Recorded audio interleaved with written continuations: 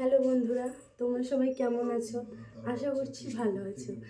আমার আজ মনটা একটু ভালো নেই, কারণ আমার সোনা পাপার শরীরটা ভালো নেই। কাল সকাল থেকে রাত পর্যন্ত প্রচণ্ড কান্নাকাটি করেছে, রাতে ঘুমায়নি শুদ্ধ। তো আজকে আমি আমার পাপাকে ডাক্তার দেখিয়ে নিয়ে এলাম, ওর পাপাও গেছিলো সাথে।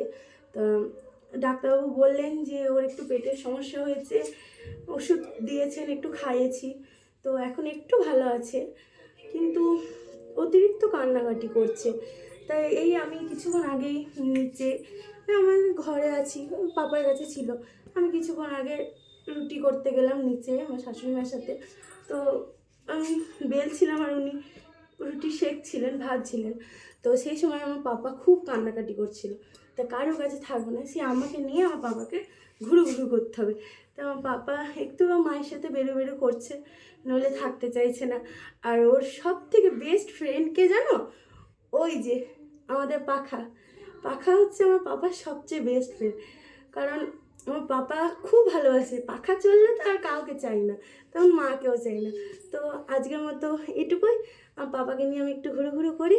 তোমরা সবাই কেমন আছো আমাকে একটু জানিও প্লিজ।